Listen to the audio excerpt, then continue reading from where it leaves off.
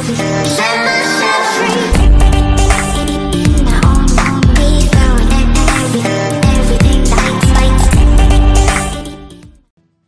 Alright, before we get started with this, I just wanted to show you this thing that one of my buddies posted right before I started the challenge. So look at that, he sends in the double hog, and look at that. They're raged up and they almost take out the king tower right away. That guy was so sad. That was just the beginning too. This is the funnier part. So anyways, Robert pretty much had this one in the bag. He didn't even care about his tower, just laughing it out just because he couldn't believe what just happened. Usually, you know, you get upset that your hog just gets hurricane in there, but nope, not in this case. He was pretty happy about that win. His hog riders were crazy, just like this. Just bring it, you know. Alright guys, so anyways, let's get started with this. I just wanted to give you some tips on how I went about choosing some of the things. So whenever I see an elixir collector and there's really nothing else that I give up, I mean the clone spell is not a big deal, depending on what they have, but I usually pick the elixir collector just because you never know if they'll have a lightning spell or a rocket. So if you can build that elixir up, you can easily win, and it's easy to rack up that elixir if they can't touch your elixir collector. So anyways guys, right here with this one, just make sure to play defense. You always want to play defense, and you don't want to rush all the time, because if you play some good defense, then you can start building those troops and be able to attack with that. So pretty much turning your defense into offense. So right here, I kind of let him have some of my tower, but I just wanted to make sure I could rocket that, because you know those little goblin spears can start taking down your tower slowly but surely. So anyways, the cool thing about the witch, the new night witch, is that she does melee, so that's an interesting way of hitting. And then she takes out her little bats once she dies, and as she walks too. So those bats can do some work. When it comes to choosing some of your draft picks, she's okay with the lava hound, but the thing is, if you happen to have the lava hound, she can easily get targeted by any ground troop in the bottom. So she's not really a support troop per se. She's more of like she does way better when it comes to ground.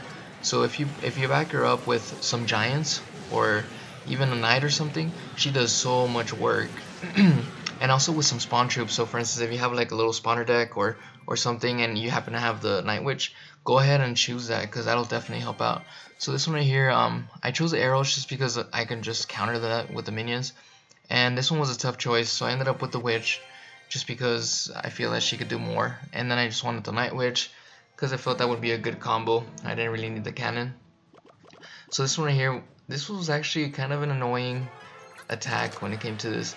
I didn't think I was gonna win. Once I saw that expo, I was like, well, here goes this one, guys. So luckily I did pretty good here.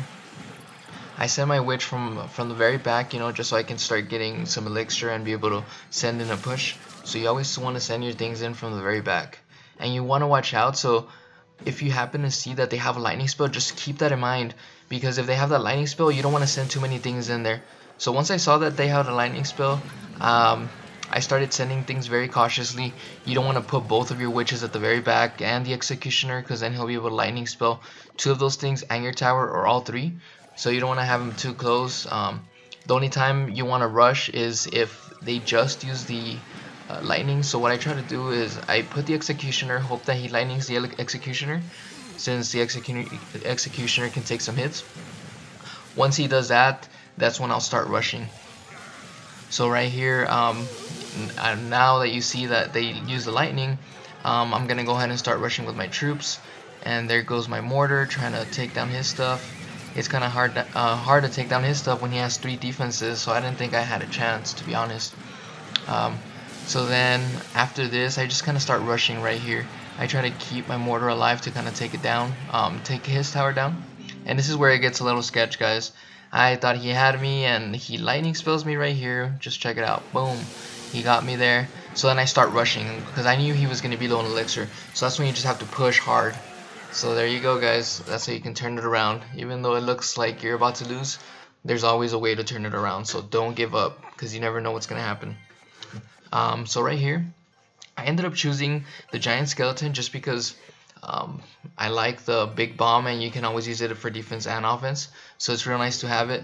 The reason why I chose the barbarians is because instead of the wizard is because I know that if I have the barbarians, I'll force him to use the rockets against it if I needed to, and I knew he had the rockets, so I wanted to have that extra card to force him to use that rocket instead of using it on my tower.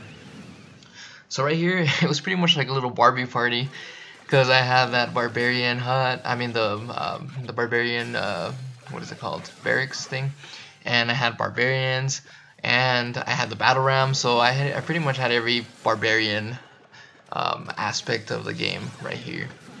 So that was pretty interesting. So I do have lightning spells, so I try to use it cautiously. I try to get as many things as I can.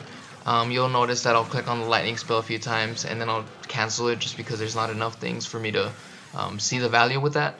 So like for instance right there, I was thinking about it, but I was like, he didn't drop anything else, so and we're not gonna do that.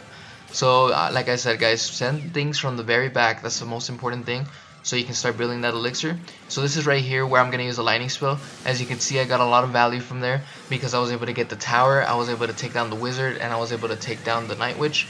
So that was a lot of value, and I still got some pretty good hits on that tower, like I said. So right here, I just threw in the giant skeleton just because I knew that he would be some good defense right there, just to take down all the enemy troops. And then I'll throw in the battle ram whenever I can, whenever I feel like I'll be able to get to the tower. But he's got that hidden Tesla, so that kind of messes things up a bit. But no worries there, just because we already know that we have a pretty good offense, and he can't really do much against this deck. So here we go, just throw in the barbs, throw in the battle ram, and let's go, let's go, let's go. So anyways, this is where I pretty much figured I had it. I thought I was gonna get that night witch, but I guess I didn't aim it very well.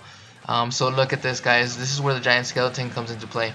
It pretty much defended for me, and it took down everything that was right there in the bridge, so that was a good little counter right there. So now I started sending everything, and I took him down with the lightning spell, so it was pretty much overkill right there. So this, guys, this is going to be the last one. The last battle, the battle that finally got my night witch. Well, that was the last battle that got my night witch. I just wanted to show you where I posted it. So some of my friends wanted me to, you know, show them how I ended up getting the witch.